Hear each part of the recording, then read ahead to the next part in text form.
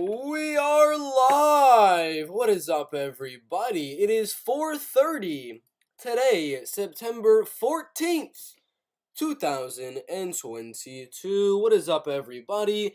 We have the MMA Q&A. That's first off. Is going to be the MMA Q&A. Second off, we're going to be looking through all of UFC 279 Corey Sandhagen versus Yadong Song, doing a prediction for every one of the fights, looking at potential bets for every one of the fights, giving you my confidence as well, which will pull up on another tab, while at the same time, I'll be answering any comments that there are down below in the comment section. If you have any comments, any questions about anything regarding this card, regarding any other cards, fighters, Dana White, it really doesn't matter. Questions down in the comment section below, and we will get into them. Let me close this. Alrighty then. So yeah, we did the confident picks video a while ago. It was Alan Amadovsky, Joseph Pfeiffer as my super confident pick. Trey, Ogden, Daniel Hoover. Daniel Hoover was going to be a confident pick, but it's tough. It's very, very tough. I kind of want to move Pat Sabatini higher on the list. I might want to move Pat Sabatini a little bit higher on the list, to be quite honest with you. So, yeah, we're gonna redo the confident picks right here in what is this, the main events in the bantamweight division. So I guess that would be the division we will be looking at in today's live stream. So that's the first thing we're gonna do in this live stream, is kind of rearrange our confident picks. So let's do that right now. UFC Fight Night, Sandhagen versus Song, confident picks. Now, we made the video a day ago, 2 days ago, 3 days ago. Not too sure when it was. It was probably around 3 days ago. And these were our confident picks. Had Joseph Pfeiffer number 1 at 85%, Daniel Hoover at 75% as our super confident pick of the card, and our confident pick of the card. Our slight leans had Trevin Giles, they had Anthony Hernandez, Pat Sabatini, Corey Sandhagen, Jillian Robertson, and Tanner Boser. Those are the slightly confident picks, which means a little bit more can put them into the confident picks category, but, you know, a little bit of a stock going down, just a little bit less, would put them right into that slight lean category. So they're kind of right in the middle of being confident picks and being slight leans. And then we had Gregory Rodriguez, Javid Basharat, Andre Fili, Cameron Van Camp, Dennis Gomez, and Aspen Alad. And I was looking at this whole card, this UFC Fight Night, whatever it is, Corey Sandhagen versus Song Yadong, and I was looking at where my confidence was, our percentage confidence on a lot of these guys, and I want to rearrange a little bit of what I put originally a few days ago. So Daniel Hoover at 75% right there.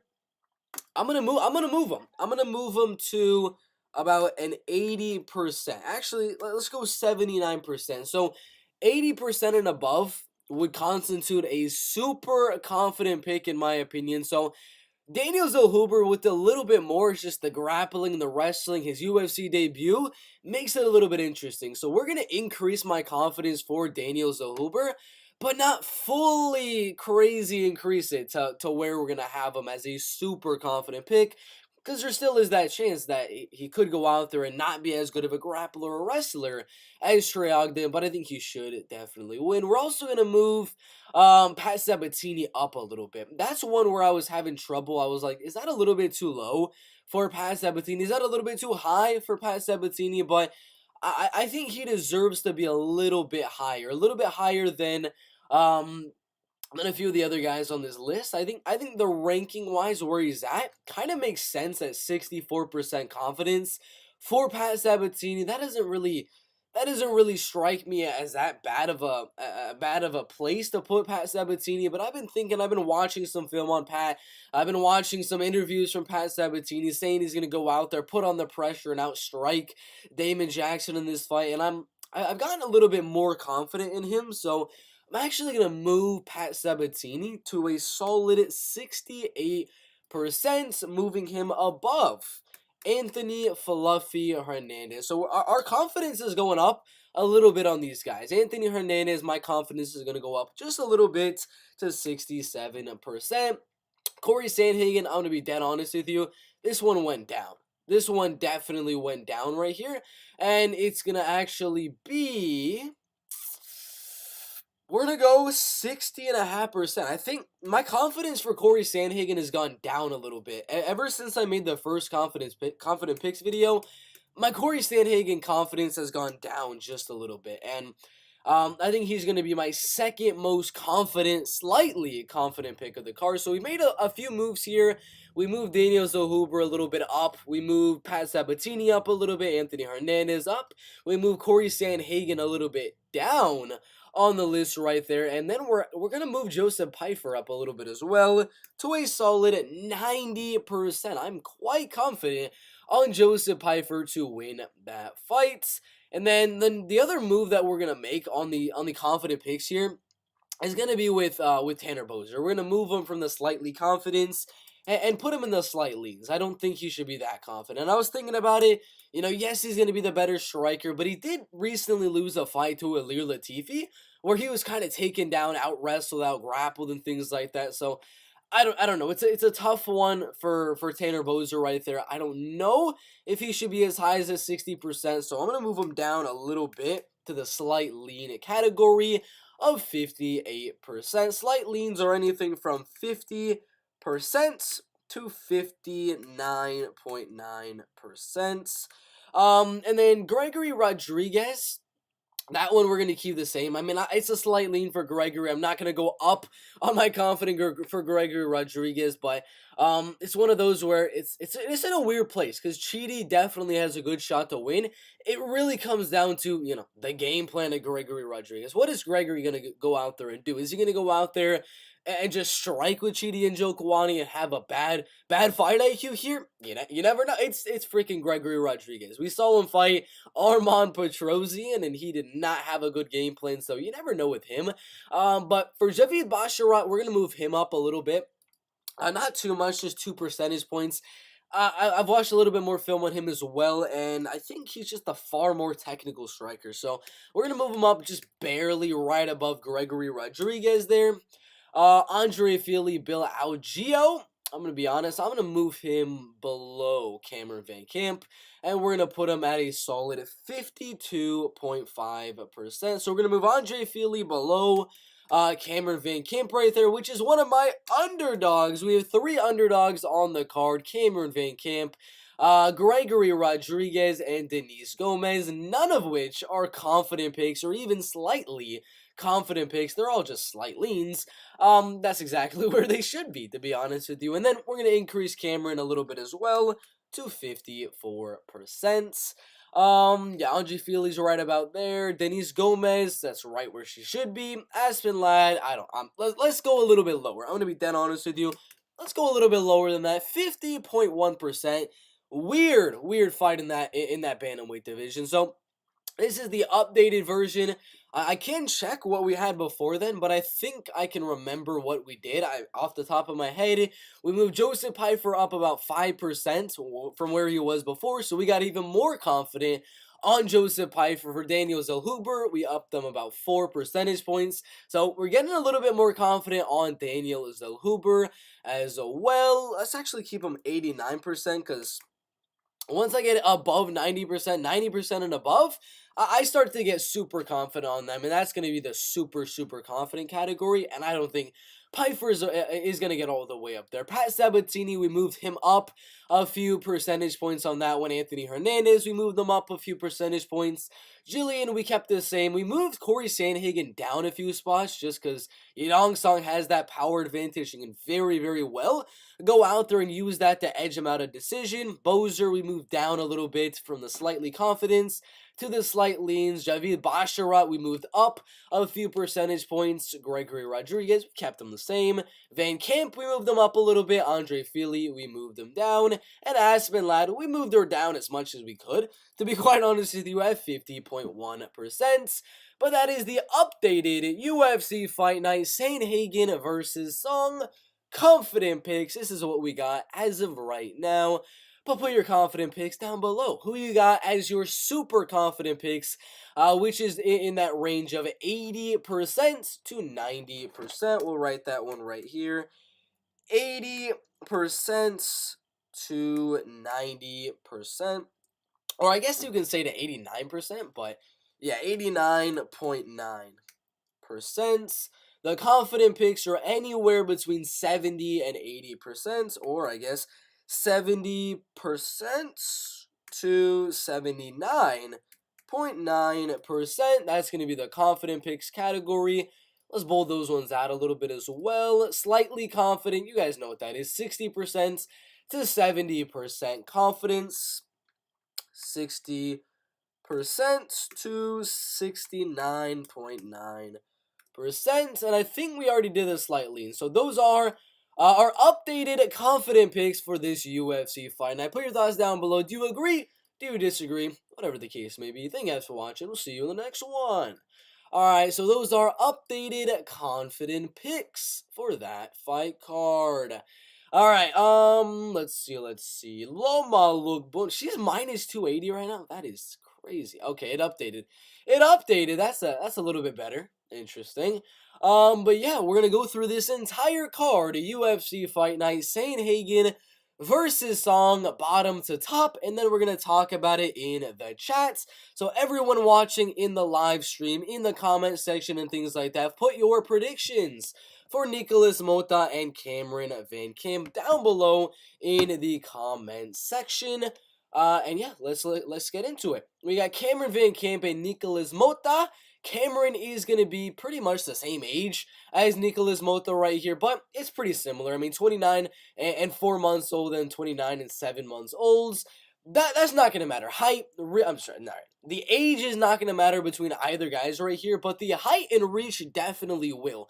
Because Cameron Van Camp is more of a counter-punching type of guy, likes to stay on the outside, just kind of jab you 1-2 you, kick you at range a little bit, kind of frustrate you on the outside, using his height, using his reach, using the kicks, using the jabs and 1-2s on the outside to make you just be like, dude, he's hit me so much on the outside, I kind of have to come into that range if I want to land anything effective. And that's what a lot of Cameron Van Camp's opponents do, is that they end up closing that distance on Cameron Van Camp, and they end up getting countered because of it. Cameron is very good at staying on the outside, like I said, using that high, using that reach, staying away from those big shots that you were throwing, staying away from the takedowns that you were going for, getting out of that range just for you to miss your punches, and then counter with his own combination, and then possibly even mix in a takedown as well. So that would be Cameron Van Camp's game plan here. Like I said in the full card prediction video, is Cameron is gonna go out there, stay on the outside, strike with Nicholas Mota. Nicholas is gonna come in, trying to get the knockout early on in this fight, as the dude does have a lot of power in his hands, knocking out Cesar Maceda in that fight right there. Juan Gonzalez by decision and Joseph Lowry by decision. A lot of his recent wins are coming by decision, but against a guy like Cameron Van Camp, I really can't see Nicholas Mota going out there and getting a decision win on him. He needs to go out there, close that distance, not get countered by Cameron Van Camp, start throwing some hooks, and catch onto the chin of Cameron Van Camp. That is the game plan of Nicholas Mota right here. Close that distance and land those big shots. But it's a matter of if he can do that, because we've seen him do it many, many times before. He's got a knockout win there, knockout win, knockout win, knockout win, 8 knockout wins and 5 decision wins. We've seen him do it many, many times in his MMA career, able to close that distance and get the knockout, land the hooks on the feet, and take him out round 1 or in round number 2. But we've also seen when he does close that distance, he tends to get countered a lot, as he did against Antonio Carlos Ribeiro right there, who, if you look at him, is a very, very good jiu-jitsu practitioner, but he was able to stay on the outside and catch Nicholas Mota as he was coming in, in round number 1 and knocked him out. Robert Hale, same thing. He went out there pressuring Robert Hale in the fight and got countered and got knocked out. And then with Jim Miller, he was getting countered a little bit. Then he started to back up a little bit, and Jim Miller was able to find that mark and knock him out. The man gets knocked out a lot in his MMA career, and again, fighting a guy like Cameron Van Camp, who has that good power, that was able to go out there and rock Andre Fialho in that fight, it all kind of leads me to believe that Cameron could easily win this fight on the feet. And if he can win the fight on the feet, and he has the grappling and wrestling advantage, it's a clear pick, in my opinion, that Cameron Van Camp should win this fight. Now, Tapology obviously going to go Nicholas Mota to win. They're probably just looking at the record. They're looking at the man going out there, winning on the Contender Series, beating Juan Gonzalez, Cesar Balcameda, and only losing to Jim Miller inside the UFC. I don't know necessarily the reasoning why there's so many votes for Nicholas Mota here, but I think it's a pretty solid underdog pick, to be quite honest with you. I mean, the dude is, how much of an underdog is he right now? He's at plus 186, plus 200 on Betway right now, and the odds are just coming right in. Everyone is betting Cameron Van Camp. I have already bet Cameron Van Camp at plus 215, and if you're not able to, well, so be it. This is the best time to bet Cameron Van Camp, because the odds are going to get a lot worse in the next coming days, because arguably he should be the favorite over Nicholas Mota. He's the taller fighter, he's the lengthier fighter, the power is pretty even, he's got the jiu-jitsu advantage, he has the wrestling advantage, he has the experience advantage. I mean, what more can you ask for a 2-1 underdog inside of the UFC? And that's why I'm picking him. And I've been talking about it for a while now. As soon as I saw the fight get announced, I was like, dude, Cameron Van Camp's got this. It's a close fight. Don't get me wrong. Nicholas could go out there, close the distance, land something good, and get the win. Very, very possible, but I seriously doubt that Nicholas should be a 2-1 favorite, let alone be the favorite in the first place. Cameron Van Camp should be the favorite here, and I think he should win. If you were watching my my stream a little bit earlier, we did have him on the confident picks. And if you look at where I would have him for like the betting odds, what odds I would have, where was it? I would have Cameron Van Camp at. It's 54% right there. So I would have Cameron Van Camp at like minus 120, minus 130, somewhere around that range. Not a super heavy favorite by any means, but definitely not a 2-1 freaking underdog that he is right now on Betway. I mean, that is absolutely bonkers in my opinion. But what do y'all think? Who do you guys have? Nicholas Mota or Cameron Van Camp? Everyone watching this live, put your predictions down below in the comments. One record, let's go Javid. Javid Basharat, we'll get to him in a little bit. Very technical striker, very tall, very lengthy, likes to stay on the outside, uses kicks, and when you close the distance, he tends to either kind of clinch up with you, go for a takedown of his own, and then if the fight hits the mat, he's got very good submission skills. So Javid Basharat is a very legit guy. His brother actually just won yesterday on the Contender Series. Agapova by decision, possible value. It's an interesting one. I don't know. What are the odds on Agapova? You said Agapova by decision? Agapova by decision. I don't have Agapova winning that fight. My confidence for Jillian Robertson is at 62%, so right around where the betting odds do have her. But I doubt she finishes Jillian Robertson. If she's going to win this fight against Jillian, she's not going to get the finish. It'll be 3 rounds of outstriking, so I'm assuming there's going to be value on Agapova to win this fight by a decision. Plus 350, and the odds are probably going to get better. If I'm you and you're betting this one, probably putting like a few dollars down on it, $25, just a little bit of a sprinkle on Agapova by decision. I would actually say it has some decent value. I would agree that it does have some good value here.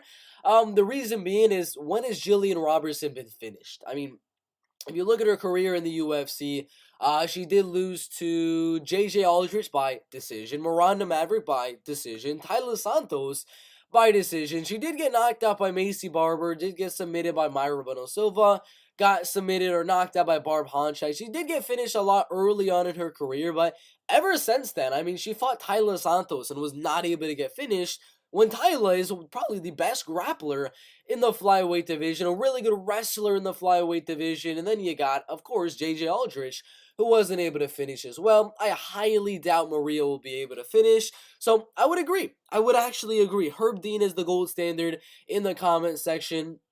Plus 350 right there does have value, but as you can see, there's only 1, 2, 3, 4 betting odds sites that have this option to bet on Agapova by decision. I'm assuming we're probably going to get better odds on a lot of these middle sites like FanDuel, like Bet Rivers, like Caesars, BetMGM, Unibet, Bet365. We're probably going to get a little bit better odds for Agapova by decision. I say wait till you get that plus 400 on Agapova, and there is some good value. I would agree on that one there.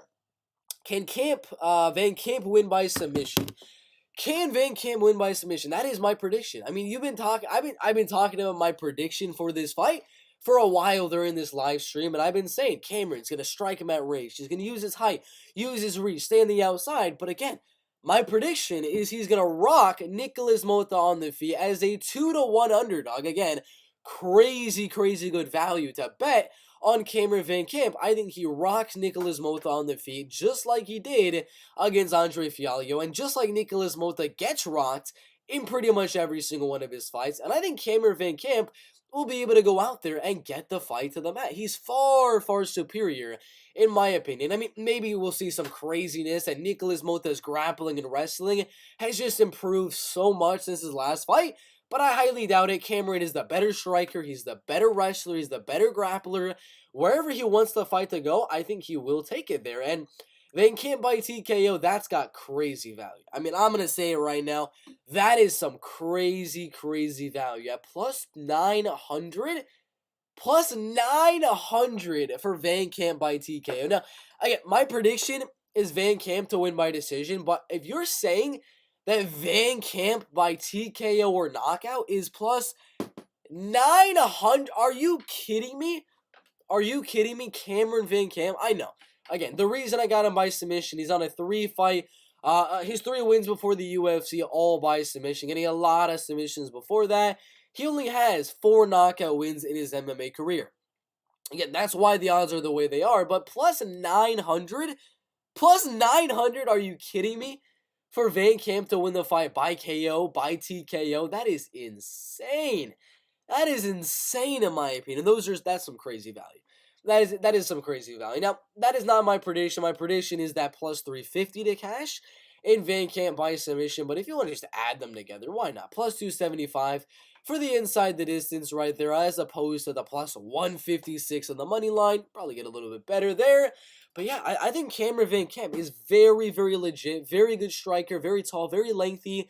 And he has the ability to take the fight to the mat as well. And that's a dangerous attribute for someone in the lightweight division, kind of like a Jalen Turner. Now, in no way am I comparing Cameron Van Camp to Jalen Turner, and I'm saying they're on equal level in terms of their skills, their striking, and their wrestling and things like that. The only thing I'm trying to compare here is the fact that they're both very tall, very lengthy strikers in the UFC lightweight division, lengthy fighters in the UFC's lightweight division that are very tall, very lengthy, that have good striking, but also have the ability at any moment to pull a guillotine, to pull a Darce choke, to get the back and get a rear naked. I think Cameron Van Camp legitimately has a lot of similarities to Jalen Turner. And again, in no way am I saying he's as good as Jalen Turner. No way I'm saying he would beat Jalen Turner in a fight. No, Jalen Turner would absolutely destroy Cameron Van Camp if they were to ever fight. But I'm saying he's very tall. He's going to have, 3 inches, 5 inches of height over Nicholas Mota here. 4 inches of reach. He's got the same sort of jiu-jitsu style as Jalen Turner. Very tall, lengthy striker as well. And I think if he can polish some things up on his feet and kind of improve his striking defense, because he kind of has his hands low a little bit in a lot of his fights, if he can improve a lot of that stuff, Cameron can easily easily go out there, win this fight, and have a good career in the UFC. But it all matters about his hand placement, his striking defense, and I think that's the one thing holding him back from becoming a great fighter, because his striking offense, his countering ability is very good. His grappling, his wrestling, very solid. It's all about the striking defense. That's the thing Cameron needs to work on, but I don't think Nicholas is the guy to go out there and expose the striking defense to Cameron. So I got Cameron by a submission, round 1 or round 2. Mota is better technically, yes. Yeah, he's probably a little bit better technically. But again, technique only works in a certain realm. If you're the same height, the same reach, the guy with more technique probably is gonna win that fight. But the height and reach of Cameron Van Camp can kind of make up for the technical disadvantages in the fight. So I'm not worried about Nicholas being the more technical guy because there's things Cameron Van Camp has, as in physical attributes, that can easily help narrow that gap a little bit. He shines under the pressure, lights, and doesn't seem like Mota likes the pressure on this UFC level. Crumbles under the pressure like a cookie. I would agree.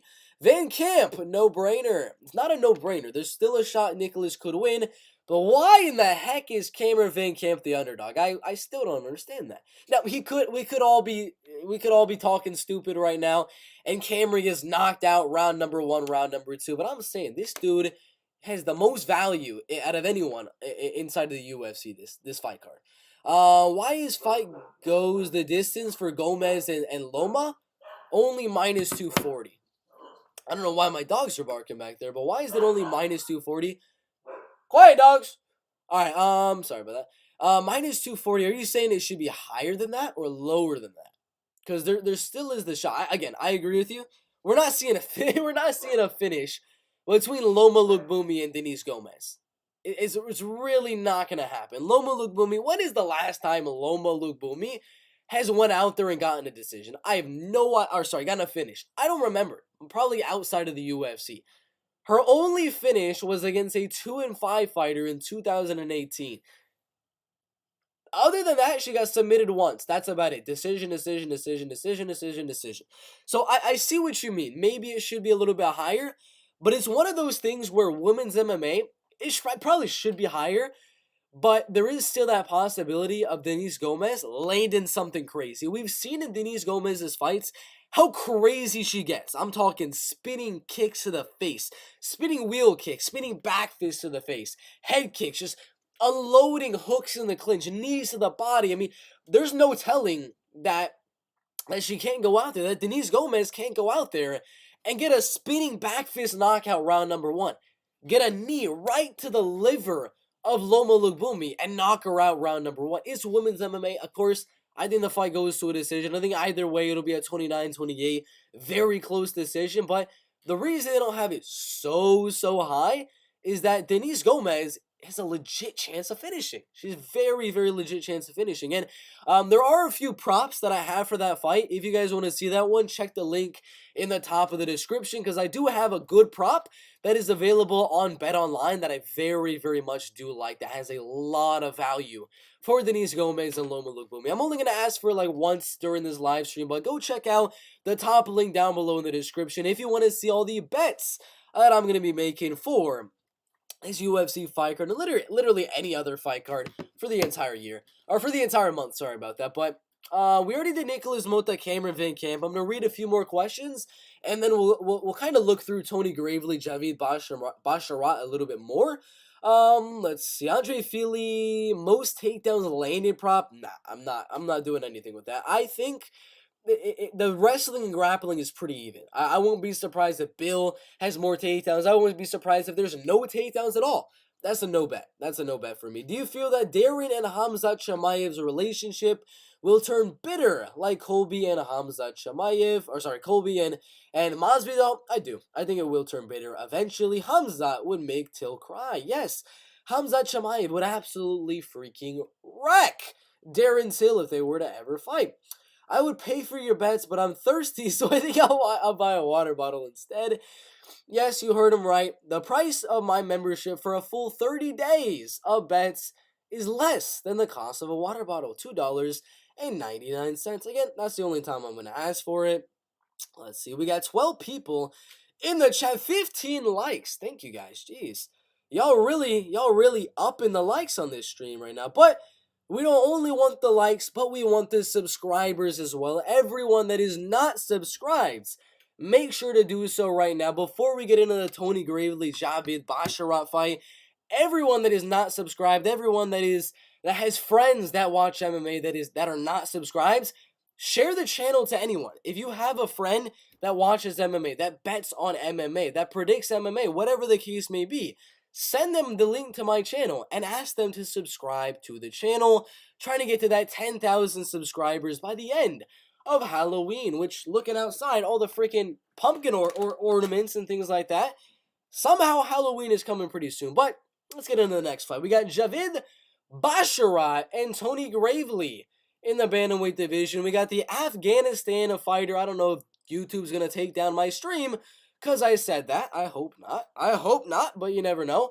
I'm sorry. 31 years old for Tony Gravely. He might actually... No, he's probably going to turn...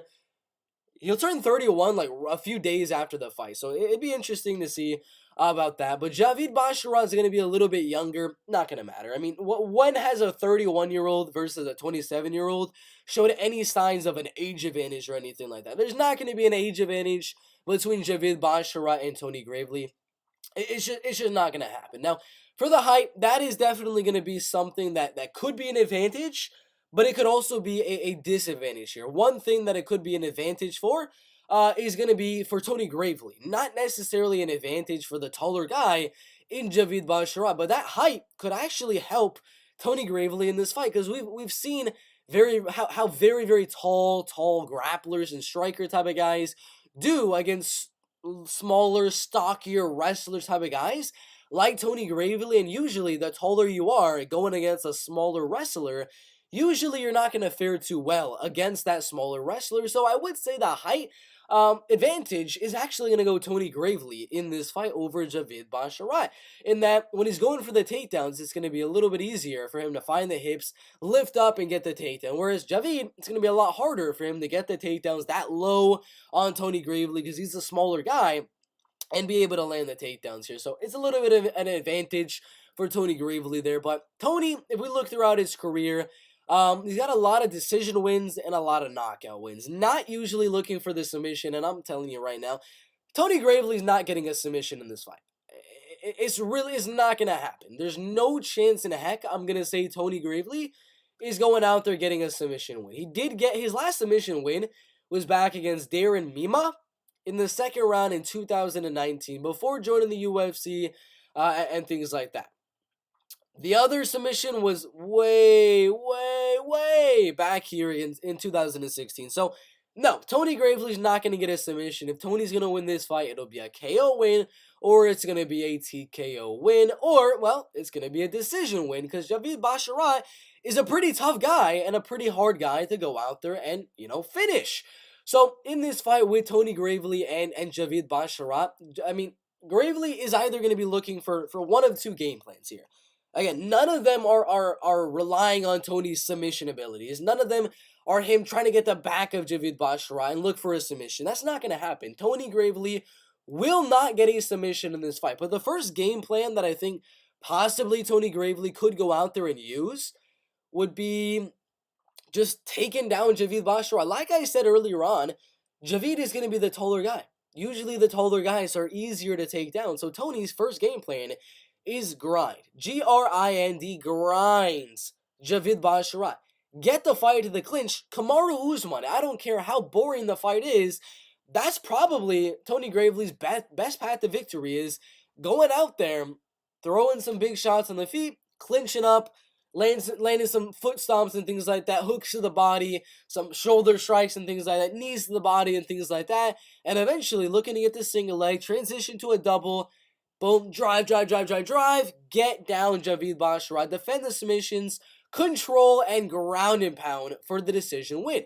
I'm going to say it right now. That is the way Tony Gravely should go out there and should try to win this fight. He should not go out there expecting to knock out Javid Basharat like he did with Anthony Burchak, like he did with Johnny Munoz Jr. Now, it's possible. Yeah, it is possible he could go out there, crack the chin of Javid Basharat, but that's not the game plan that would be more suited to Tony Gravely here. The best game plan for him is to throw big shots on the feet, pressure the heck out of Javid Basharat, have that high guard to defend against the jabs, the leg kicks, and things like that. Check the leg kicks, check and defend the jabs and 1-2s of Javid Basharat. Close that distance, get the clinch, and look for the takedown. That is what I want to see Tony Gravely do in this fight.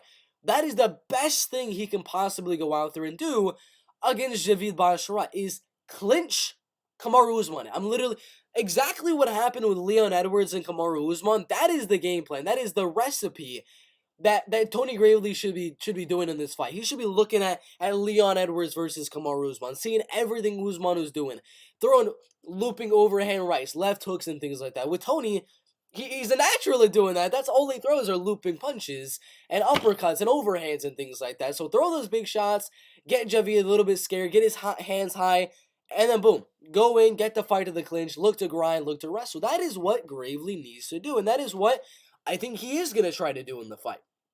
But there is that chance he's going to have a stupid game plan. There's always those fighters, like a Lupita Godinez. Anyone remember that fight? Lupita Godinez, stupid game plan, going out there. Amazing wrestler. I mean, her takedowns against Ariane Carnelosi, the dude, was absolutely amazing. But she struck with Angela Hill for 3 rounds. Tony Gravely, if he goes out there and strikes with Javid Basharat for 3 rounds, he's going to lose the fight. I'm gonna say it right now, he's going to lose the fight if he strikes with Javid Basharat for 3 straight rounds. So again, I don't know what game plan it's gonna be. Will Tony Gravely go out there and try to strike with Javid Basharat for 3 rounds?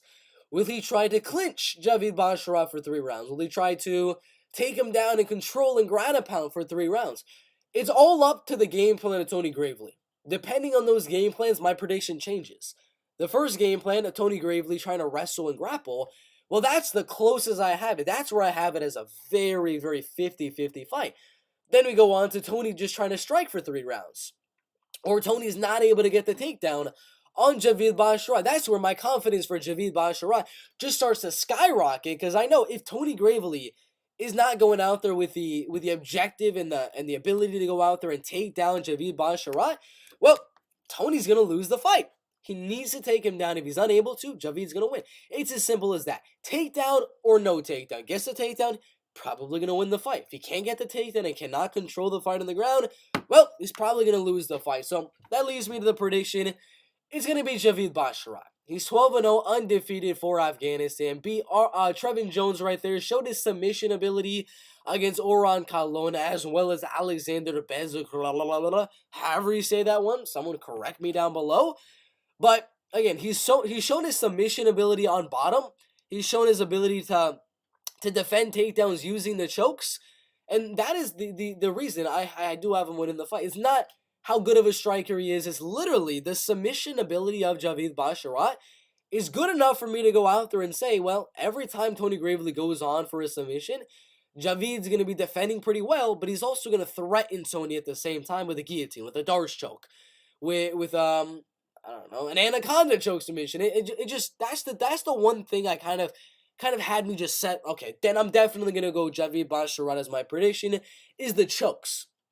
Tony's the type of guy looking for the double leg, looking to get you down with that double leg, and we've seen a lot of wrestlers throughout their UFC careers go into that game plan and just double leg takedown, and then they end up getting guillotined in round number 1. Tony obviously is going to be working on not getting submitted, but Javid, he has a way to get back up to the feet, which a lot of Tony's opponents don't. They're not able to get back up to the feet because they don't have the submission threat to threaten Tony Gravely. Javid Basharat does, so I think he will threaten with the submission on the ground. Tony will not really be able to withstand the submissions. He'll try to get out of it, but at that point, Javid will get to fight right back up to the feet, where Javid Basharat is the better, more technical striker, better kicker, better Muay Thai fighter, and that's where he wins. 2 rounds to 1. One of the rounds will be Tony just making it boring, making it a clinch fest, a Kamaru Usman fight. And yeah, 29-28 for Javid Basharat. And that is the prediction. And we got Jillian Robertson, Maria Agapova. We were talking about it earlier. I'm forgetting what question it was that was asked, but there was one question. I'm not remembering what it was. I remember. It was there value on Maria Agapova by decision? The odds are plus 350 for Maria Agapova by decision. The answer to that question was yes. There is value on Maria Agapova by decision. Now, if you look at Maria Agapova's record, you'd probably be saying, Bert, you are crazy to think there's value on her to win the fight by decision. What are you talking about, man? She's gotten a finish win over Hannah Cyphers, a finish win on Sabina Mazo, knocked out Marilla Santos, Alexa Connors right there. I mean, only 2 fights in her MMA career go into a decision. I'd be like, yes, that is true. But 5 of those finishes were submissions. She's not submitting Jillian Robertson in the fight. And the other one was a TKO against one of the worst fighters inside of the UFC. And then a TKO against Na Liang, who just does not have a good chin. And he's been knocked out a lot. Knocked out right there. Knocked out against Ariane Carnelosi. Knocked out against Silvana Gomez Juarez. So the 2 girls that she was able to go out there and get the TKO against, not very good. I'm going to be dead honest with you. Shayna Dobson right there. That was a TKO loss, my bad. But Marilla Santos, not very good. Na Liang, she doesn't have the best chin. So, with that being said, she's not going to be able to go out there and TKO anyone good. Jillian Robertson is going to be able to not get TKO'd against Maria Agapova. And then submission? No, Maria Agapova is not going out there and submitting Jillian Robertson. So, I say it again. If Maria Agapova is going to win this fight, it'll be a decision. It'll be a decision. She's not going to go out there and finish Robertson in the fight. I think this line is correct. Robertson scorecards, no action right there. I think that makes perfect sense to have Robertson as the favorite because I cannot see Agapova getting the finish. Robertson didn't get finished by Tyler Santos. She didn't get finished by Miranda Maverick. She didn't get finished by JJ Aldridge. She's not getting finished. Jillian is tough. She's not getting submitted by the best grappler in the flyweight division that nearly beat the champ, Valentina Shevchenko. So no, yes. The comment that was earlier on in the stream, does Maria Agapova have value to win this fight by decision? Heck yes. Heck yeah, that has value, guys. Because she could easily go out there and find a way to defend the takedowns from Jillian Robertson. And if she's able to do so, she's the better striker than Jillian Robertson. She could easily go out there and win 2 rounds to 1 on the judges' scorecards. And plus 350, plus 400, it definitely has value. But is that my prediction? No. And was I just talking about potential good bets for the fight card? Yeah, I was. But is that what I'm going to do? Is that my prediction for the fight? No. I do think Jillian will be able to get the fight to the mat and will be able to kind of do what not Sabina Mazo, what Marina Moroz was able to do in that fight. If anyone remembers that fight, it was a domination. Round 1, she nearly got 1080'd, got taken down and freaking destroyed in round number 1. Round number 2, she got, what was she, full mounted in round number 2 or something? And then she got arm triangled at the end of round number 2. She got thoroughly dominated. And I do think Marina Moroz is a little bit better than Jillian Robertson in terms of the wrestling and the grappling. She's just a better opponent than Jillian Robertson is. But Jillian still has that ability. She still has the will to get the fight to the ground, get on top of Maria, and either control her on the mat and win a nice decision like she did with Poliana Botello, or ground and pound, get the back of Maria Agapova, and submit her in round 1 or round number 2. And that's what I was leaning. I'm leaning at a Jillian Robertson second round submission. Again, Maria's not getting a finish. Jillian could get a TKO. We saw what happened against Shayna Dobson. She gassed out, so I'm not going to specifically go out there and say for sure TKO, for sure submission, because Robertson has a good enough shot of like she does have on the submission, plus 255. She also has a good shot on that TKO. Robertson TKO is plus 900 right there. And if Maria Agapova goes out there and gasses out, there's a possibility Jillian could get a TKO here. So it's risky betting on just straight up TKO. It's risky just betting on straight up submission. But inside the distance, it's not really that good. It's honestly not really that good, but plus 120. That's my prediction. Jillian Robertson inside the distance. I'm leaning more towards a submission, but again, Maria has been known to gas out in her fights and get TKO'd or submitted later on, so you never know. I got Jillian winning that fight. All right, we got 22 people in the live stream. Let's get the YouTube studio running. We're trying to get to, what was our goal for today?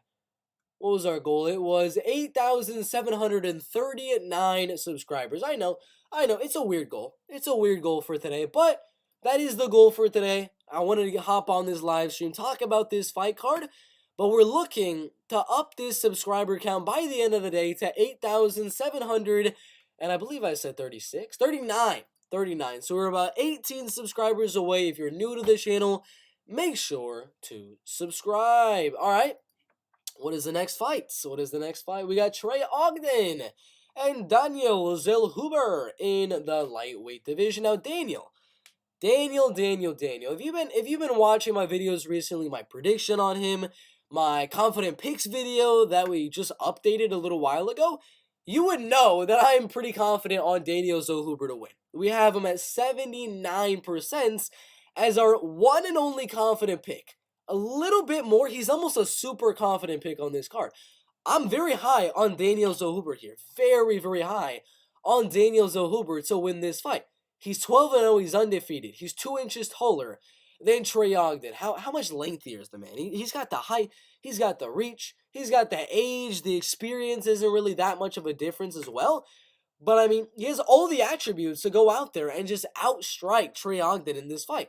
And we know he's got the ability to finish. He's got a lot of finishes in his record, a lot of TKO wins and things like that. Let's look. 7 knockout wins.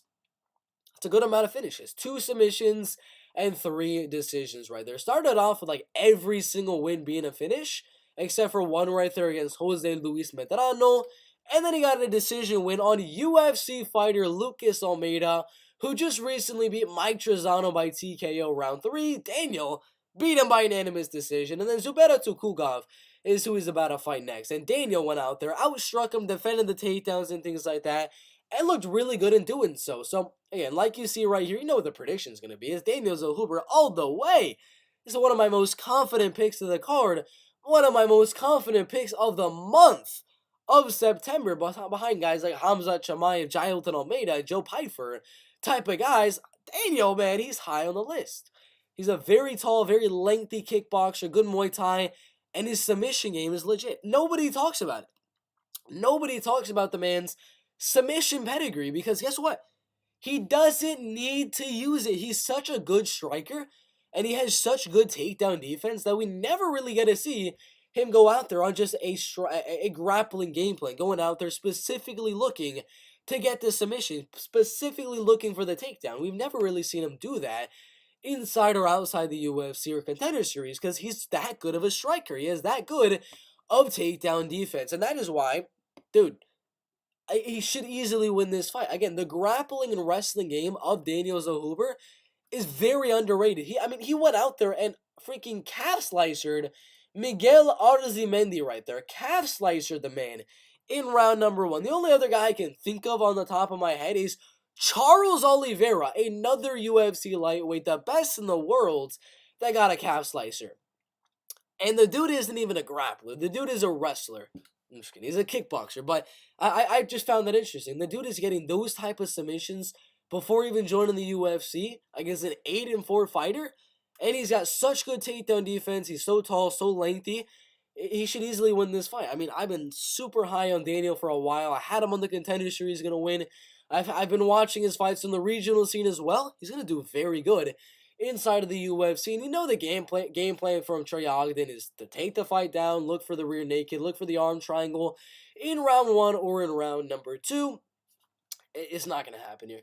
It's not going to happen. Daniel will defend the takedowns and either TKO him on the feet or win the fight by a unanimous decision. He's one of the, I believe he's the second biggest favorite in the card. He was not that big of a favorite at first, but his odds have definitely been kind of skyrocketing a little bit. Started at minus 225, is now at minus 305. If you look at what the odds actually were in the archives of best fight odds right here, the odds that they originally had him at, which we actually got him, and we bet on him to win, were right around here, minus 145. And the man started at a plus 135 underdog, which was crazy. Well, the man moved from minus 145 all the way to where he's at now at minus 300, which I'm going to be dead honest with you, minus 300 isn't even that bad. Minus 305, which the line is moving even more. We barely even been on best fight odds for so long, and it's already moved even more to minus 305. That's not even that bad. I think that's kind of fair for Daniel Zohuber right there, but yeah, definitely going Daniel Zohuber to win that one. But what do y'all think? Who do you got winning that one in the lightweight division? What is up? Sro and Dev the Dude won. You got Song in round number 2. That's an interesting one. Who has higher testosterone levels Guru or MMA Joey. They're both fat, so it's probably pretty low in terms of testosterone, but I'm gonna go. I'll go MMA Joey just to piss off the Guru fans. I'll go MMA Joey just to piss them off a little bit. All right, one second. I'll be right back. But in the meantime, I'm gonna need everyone watching this live stream right now to subscribe. We're trying to get to our goal of today's live stream of 8,739 subscribers. So everyone not subscribed, subscribe. And if you are subscribed, make sure to share my channel to one of your other friends that watches MMA. Just share the channel, send the link over, say subscribe, and that'll be good enough for me. But everyone subscribe. I'm gonna go do something really quick. One sec. We'll do a few more predictions though.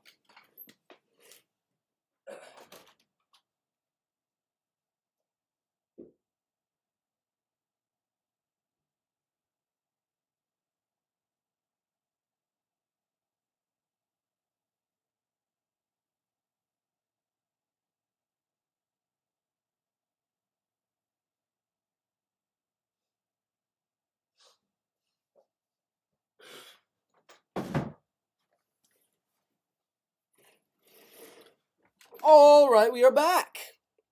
We are back indeed. All right. So what was the next one? We just did Daniel Hoover. We got our second underdog of the card.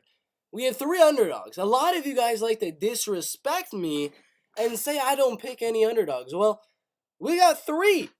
We have 3 underdogs this week. We have a plus 200 underdog in Denise Gomez. We have a plus 225 underdog in Cameron Van Camp. And we have a slight underdog, not the biggest underdog in the card, but we have Gregory Rodriguez, who is currently at plus 107 right now, as another underdog of the card. So we got 3 underdogs on the card.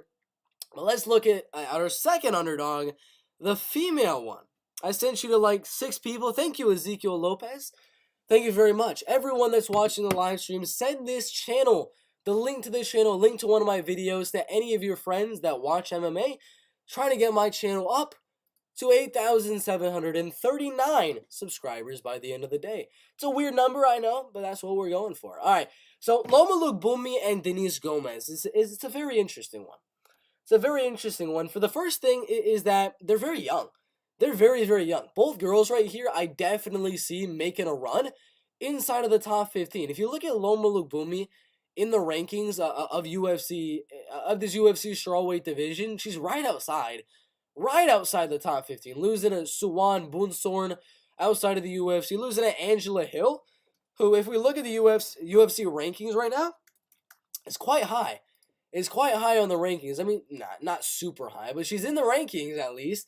At number 12 in the UFC's strawweight division rankings. She also lost to, who's the other girl she lost to? She lost to Lupita Godinez, who's also about to be inside of the top 15 of the strawweight division, while also beating Jinyu Frey by unanimous decision and Sam Hughes by unanimous decision. And that's when she was 25 years old, 24 years old. She's still very young in her MMA career, and she definitely has some improvements to make in her wrestling and her grappling, improving her speed, her volume, her cardio, and things like that. Both girls here are definitely going to improve throughout their career inside of the UFC. But Denise Gomez, I would say, has a little bit more potential than Loma Lukbumi. She's only 22 years old, pretty similar amount of experience to Loma Lukbumi, but she's already fought some veterans. I mean, it's not like she's going out there fighting just random fighters out there with 0-0 records. The girl started off in her second win as an MMA fighter, fighting a 3-0 undefeated fighter, knocked her out. Fought another 3-0 fighter, knocked her out. Fought another 3-0 fighter, beat her by unanimous decision. Beat a veteran, Milana Dudieva, a former UFC fighter, and went out there TKO'd her in round number 3. And then on the Contender Series, beat Ryani Amanda, a veteran of the game that's been fighting since 2015, and she went out there and beat her by unanimous decision. They both have incredible potential in this strawweight division. Very good shots to go out there and make a run at the title someday, or at least get inside of that top 15. I think both will be in the top 15 at some point. in their careers. But prediction-wise, as you guys heard earlier on in the live stream, we are going to go with Denise Gomez to win. The reason being is it's just power, man. It is just power. Loma has more volume. She's going to be throwing more kicks and things like that. But Denise Gomez is more savage than Loma Lookboonmee. She puts on more pressure than Loma Lookboonmee. She hits harder than Loma Lookboonmee. She's better in the clinch than Loma. She's better with the knees, better with the elbows. She has the more fight-ending ability than Loma Lookboonmee. It's as simple as that. I can go on a deep technical prediction saying, all right, Loma Lookboonmee looking for the leg kicks, looking to jab and 1-2 on the outside, and try to win a decision. I can say all of that, but it's as clear as day. The only reason I'm picking Denise Gomez is because Loma, all she really has is her technical Muay Thai striking, whereas Denise Gomez is a dog. She is a savage. She's going to come forward for all 3 rounds, put on the pressure, and look to knock out Loma Lookboonmee in this fight, which she has a good shot of doing so. Denise Gomez could get a finish on Loma Lookboonmee. She's very, very good in the clinch with her knees to the body. Just absolutely wailing on her opponents in the clinch. She's also very, very good when it comes to her spinning back fist. She's crazy, man. I mean, she'll be winning the fight, landing some good left hooks, right hooks, left hook, right hooks, go for an uppercut, and just spin and throw a spinning back fist. I mean, if there's anyone in this fight that's gonna get the finish, it's Denise Gomez. And Loma, I would love to say she could go out there and win the fight on the judges' scorecards. I can't see it. Denise just hits a lot harder. She's going to land the more whoa, type of shots for the crowd, and the UFC is going to see that. The judges are going to see that, and they're going to be like, dude, this is a 2-1 underdog. Short notice in the UFC fighting Loma Lookboonmee, but she's landing the harder shots. She's landing the more effective strikes. She's putting on the pressure. She's being aggressive, coming at Loma Lookboonmee, and she's landing huge shots, fight-ending, spinning back fists, knees, head kicks, spinning kicks, whatever the case may be. So Denise Gomez is going to be my second underdog of the card just because of how goddamn savage Denise Gomez is. Betting odds-wise, you already know. You can see right here on the Tapology, she's a pretty big underdog. She's a pretty big underdog if you don't ask me. You know, if you look at it, if I can find it, I'm pretty blind right now. There it is. Her odds are getting worse. She started at plus 235. At first, and I was telling everyone, bet her right now, and we ended up telling the channel members to get her at plus 215. That's still a good line, and even after that plus 215, everyone just starts showing money in Denise Gomez because they know the line is off. The line is off. I am predicting Denise Gomez to win. I think she should be at minus 120, minus 130 as a slight favorite. Confident picks wise, we are going to have Denise Gomez at 51% confidence, so barely a slight lean there because of how much of a goddamn savage that she is in the strawweight division. But I can't wait. That's going to be a banger of a fight. But who do you guys have winning that one? Loma Lookboonmee or Denise Gomez? All right, let's check out the comments. Alrighty, then we gained a subscriber. Let's go, baby. Everyone new to the YouTube channel, make sure y'all subscribe.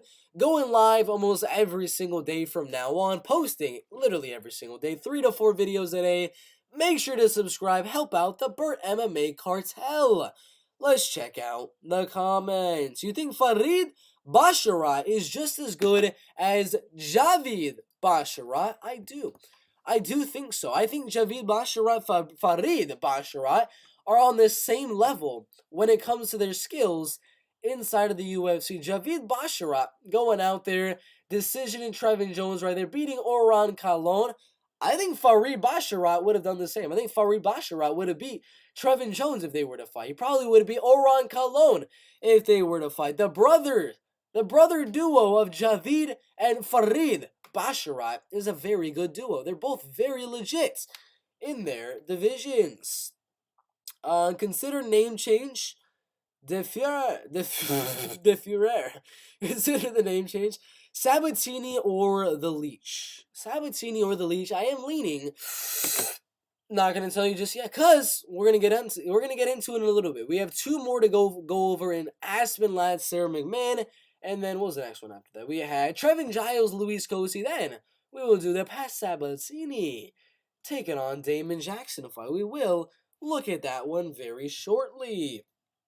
Hasn't Denise Gomez been dropped a few times? Not that I know of. Not that I know of. But you think Loma Lukbumi is gonna knock her down? You think Loma Lukbumi is gonna drop her in this fight? I highly doubt it. I highly doubt that she's gonna go out there and drop a savage like Denise Gomez. It's not gonna happen. You wildin', bro. Loma all day. Nah, it's a close fight. 50-50 fight. Loma to win, it's a close one.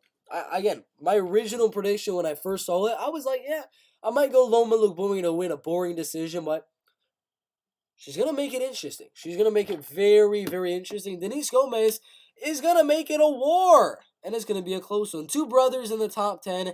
Has that ever been done before at the same time? I don't think so. But I think Antonio Rogerio and the two Big Nog, Little Nog, I think they might have been in the top 10. I don't know. Maybe. Probably not, though. I'm not 100% too sure. But, all right, let's go on to our next one. I don't want to do it. No. All right, we'll do this one in the bantamweight division. Sarah McMahon, Aspen Ladd. This is going to be a quick one. You saw my original prediction. You know I don't want to do this. I'm going to go Aspen Ladd to win. I'm not confident. My percentage barely leaning for her to win the fight, but I don't know. It's a tough one here. Aspen Ladd, Sarah McMahon. Neither girl is really good in the women's bantamweight division. They both have a lot of flaws. Sarah McMahon has very bad submission defense. Once she's on bottom, she's really not that good.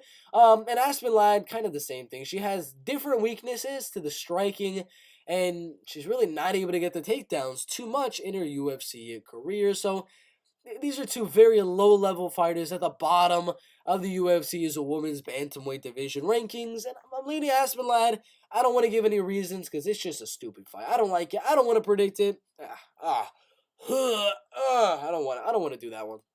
All right, we got Trevin Giles and Luis Cosi. Bert loves school. No, he does not. Who you got? Yoel's next fight. I got Yoel by what? Actually, if he wants the TKO, he'll get it. If he wants the decision, he'll get that one. Because we saw his last fight with Alex Belize, where he did not go for the finish, but he could easily have got it. And then he got the finish when he wanted it. So, depends. If I see interviews that Yoel is looking to get the knockout, then I'll go Yoel by knockout. It kind of depends, though. Luis Cosi, Trevin Giles. This one is going to be a Trevin Giles late TKO win, round 2 or round number 3. Luis Cosi, I think, he's a round 1 or bust. He's a round 1 or bust. And I think that's what's going to happen here. He'll look good round number 1. Maybe he'll rock Trevin Giles in round number 1. He'll be like, oh my gosh, wow, Luis Cosi looking really good, new and improved. Then he gasses out in round number 2 and gets TKO by Trevin Giles. It's kind of what I see happening. Damon Jackson, Pat Sabatini. I think Pat wins this one. Confident picks. He's almost there. He's on my slightly confident right below Trevin Giles at a 68%. And I do have Pat Sabatini winning. He's the better striker, puts on the pressure, lands with the harder punches. He's got the better chin. He's got the better takedowns of his own. And he's got better control time and ground and pound. Should be a simple prediction.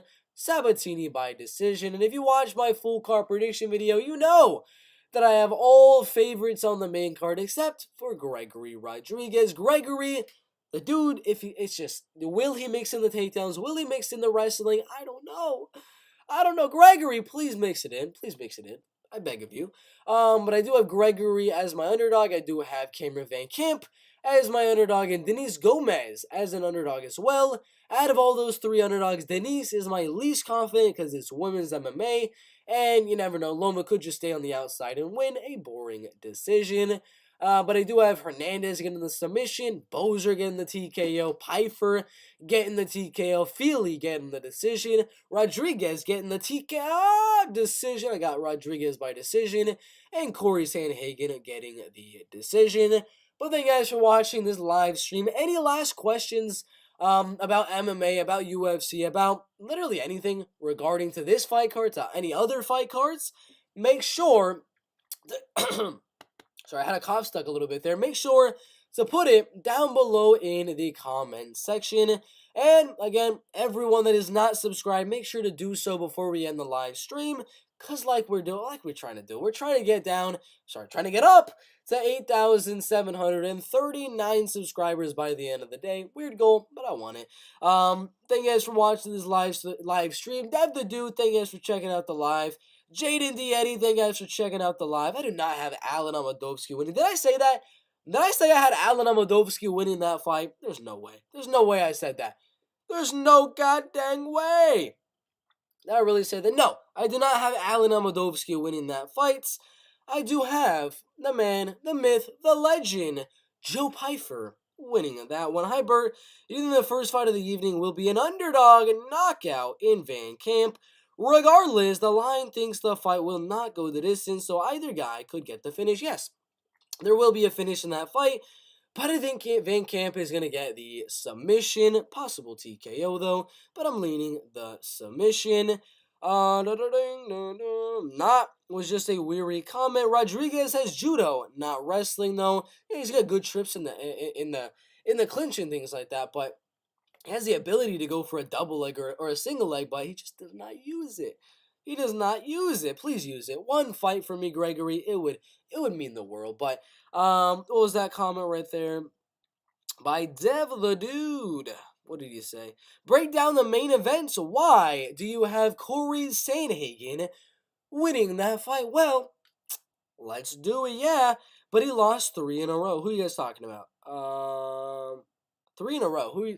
Conor McGregor. Yeah, he has lost 2 in a row. Who are you talking about lost 3 in a row? He's better than Cheaty and Gregory, in my opinion. Who are y'all talking about? God damn. All right, we're going to break down the main event of the evening in the Bantamweight division. Corey Sandhagen and Yadong Song prediction and breakdown with some betting. Got a lot of the betting odds to get released. We got the over-unders. We got the fight goes to a decision odds, the KO TKO odds, the decision odds, and things like that. And we also have some of those, scorecards, no action ones, which is actually even at -115 and -115. So we're going to look at the bets at the end of this video. But before then, we will be doing the breakdown as well as the prediction. Corey Sandhagen, Yadong Song. Now, attributes are obviously going to go Corey Sandhagen. In terms of physical attributes, again, yeah, it's going to go Corey Sandhagen here. Very tall, very lengthy. Going to force Song Yadong to go out there just with a heavy pressure and game plan.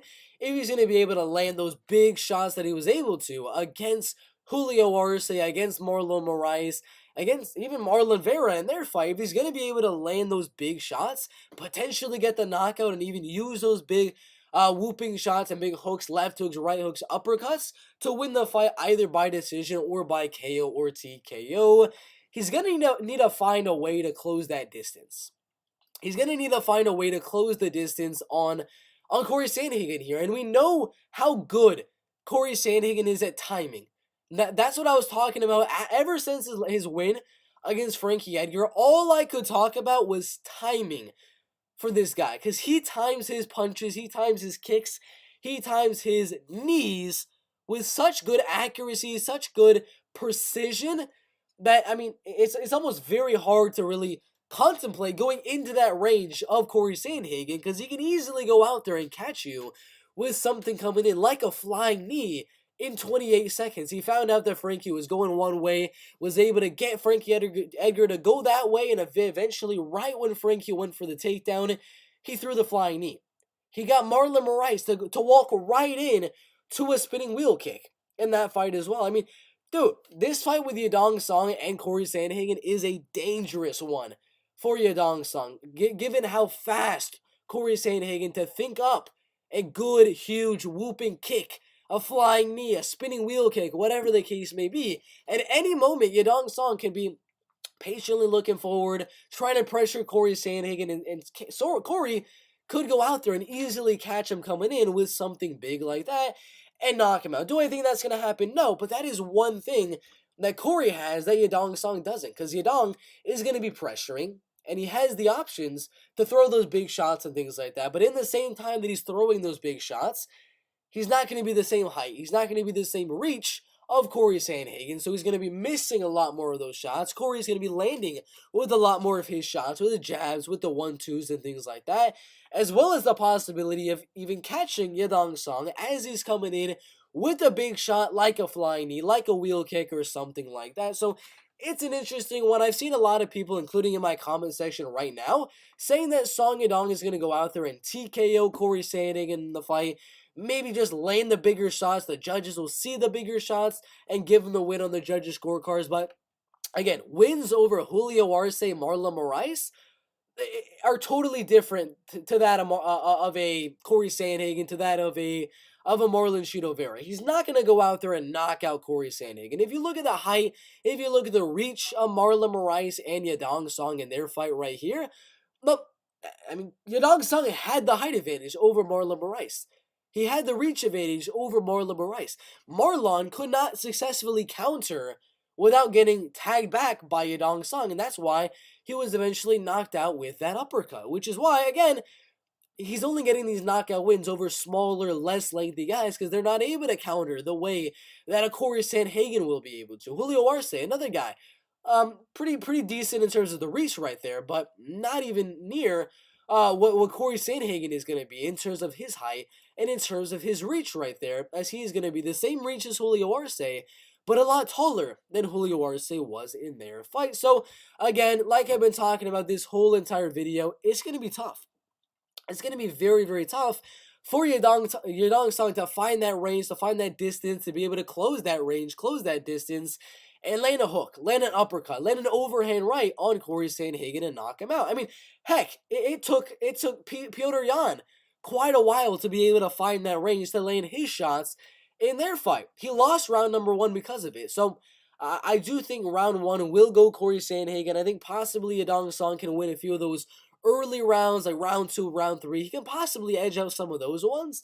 But as soon as it gets to the championship rounds, that's where Yadong Song's power is going to start to slow down due to his cardio going down a little bit. Again, you've heard it a lot. Power punchers get worse with time as the fight goes on. Counter punchers and technical strikers get better as time goes on during the fight. So I do believe round 1, just because it's going to be hard for Yadong Song to find that range, find that distance to come in on Corey Sandhagen in the fight, well, we'll give Corey Sandhagen round number 1. But round 2 and round 3, Yadong will probably be able to find that range and potentially win one of round 2, and one of round 3, and possibly win some of those rounds. But as soon as it gets to those championship rounds, after Yadong Song has already thrown a lot of big shots, looking for the knockout, looking to crack the chin of Corey Sandhagen, well, that's where round 4, round 5, that is where the powerful punchers start to lose their edge in terms of power, because then they're starting to get really loopy, and the guy that is throwing less loopy punches, straight punches beat looping punches every single time, and that is the case here against Yadong Song for Corey Sandhagen, is that he's going to be throwing the straight punches in round 4 and in round number 5,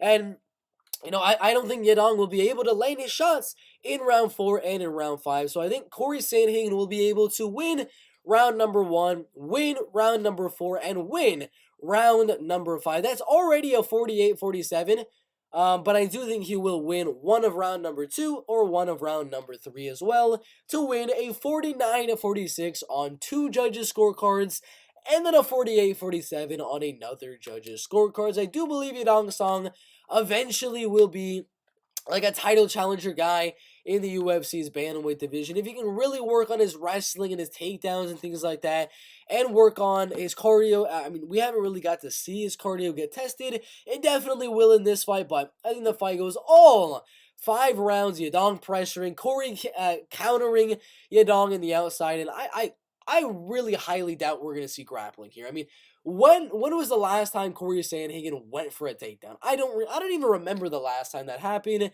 but he did show some good submission offense against TJ Dillashaw, so there is that chance, there is that possibility. I mean, he had a good, I believe it was a knee bar or an ankle lock or something like that on TJ Dillashaw that did some damage, but this fight with Yadong Song, I don't think we're going to see any wrestling, any grappling or anything like that. 5 rounds of striking. I got Corey Sandhagen winning this fight in The UFC's bantamweight division by unanimous decision. And now to look at the betting odds, the betting tips for this fight. Money line is dog or pass in my opinion. I do believe minus 200 for Corey Sandhagen is just not enough value to put him in a parlay, to put him in a money line bet at that. Minus 160, I would consider it, but I like something more like minus 140, minus 135. If I were to put any money on the money line of Corey Sandhagen, like over 1.5, over 2.5, this has some value. Minus 275 could be a parlay piece, so that's not too bad for Corey Sandhagen right there. Goes to a decision, I'd rather not. I'd rather not do any of the goes to a decision right there. Just rather put midway through the fight because there is a possibility we could see a finish later on in this fight. If there's going to be a finish, I think it'll be late. But yeah, it would either be starts round 3 in the parlays or over 2.5 in the parlays. Sandhagen by TKO, no, it's not going to happen. Song by TKO, no, not going to happen there. Submission, no. I highly doubt we're seeing a submission in this fight from either guy. Yadong Song inside the distance, it's possible. I mean, KO TKO isn't too bad of a look for Yadong Song to win the fight. But the only thing I would really contemplate doing for this fight would probably be the parlay piece. I don't like any of this. Fight ends in a specific round. Scorecards no action be minus 115, minus 115. I really don't like the look of any of those other bets. Only thing I like out of this fight is the parlay piece of over 2.5 rounds. That is it. That is about it. I think we're going to see this fight go into the championship round, so maybe even do fight starts round 4 if you want to get a little bit of a better odds than minus 283, but that's about it. Those are the only bets I would make for the fight. That is a prediction, the breakdown, and all that good stuff. Thank you guys for watching. We'll see you in the next one. Alright, let's read the comments. And let's make sure everyone watching subscribes. We got it to 8725. 8725. Interesting. Alright, let's read them comments. Everyone not subscribed, subscribe. Do it now. Alright, let's see. Oh, you guys are talking about Amadovsky, really? Oh my gosh. Bang Bang versus RoboCop. Amadovsky's the GOAT. What is up, Labyrinth UFC breakdown? Juan Adams, Sam Alvey, Harry Hunsucker, and Alan Amadovsky, my Mount Rushmore.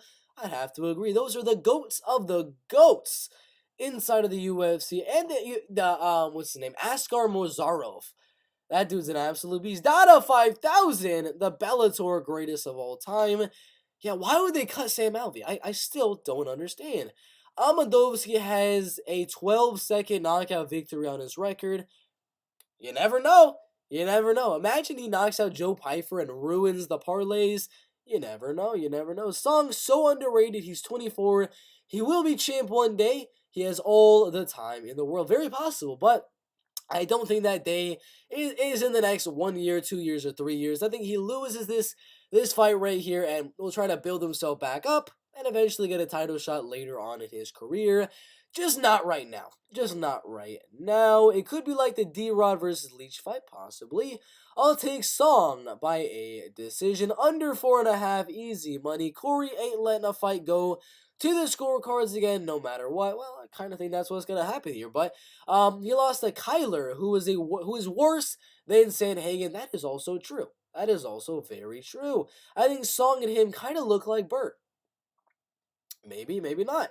It could go the distance. I think it will go the distance. Why doesn't Bert swear?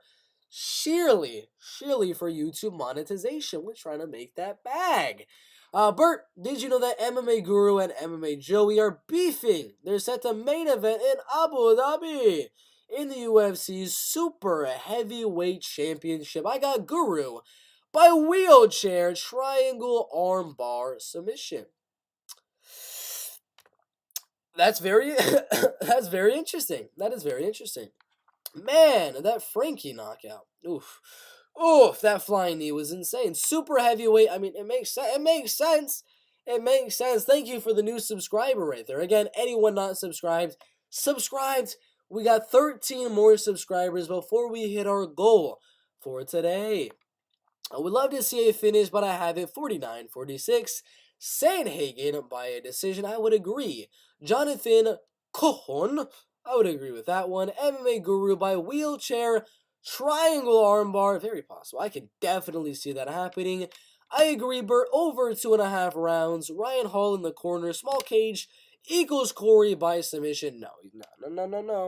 Not going to submit Yadong Song in this one. This one will go into a decision, most likely. And if there is a finish, it will not be from Corey Sandhagen, but it will be from the man, the myth, the legend, the Chinese sensation, Song Yachong. Alright, that is it for the MMA Q&A. That is it for the prediction, the confident picks, our betting breakdown as well. We did all of that during this live stream. The last thing that we are going to be doing is going to be telling you guys about the bets that we are going to be making. As soon as this live stream is over, I will be putting in every single bet that I'm going to be making so far. All of our prop bets, our money line bets, and parlays and things like that, we're putting in right after this live stream is done, which will be in a few minutes. So once you're done with this live stream, which will be in a little bit, we will be posting all of the bets. You should check out the Jamal MMA series on YouTube. I've already checked it out. Jamal is a good friend of mine on 299. Subscribe, let's get that number even higher than it is right now. Oh yes, thank you so much, whoever that was. That subscribed, 8,727 subscribers. Thank you so much. Again, every 10 subscribers that we get, we will be running a mile. So I believe we started that one yesterday or the day before that. I'm not too sure which day it was. But I believe we started it on September 12th. So we're going to have to do a total of, how many miles would that be? That'd be 3.4 miles. So we're going to do 3.4 miles, about a 5K right after this live stream is done. Because every 10 subscribers, we will be doing a mile. Thank you guys for watching. Check the link in the description and subscribe. Let me hit that goal. We'll see you in the next one.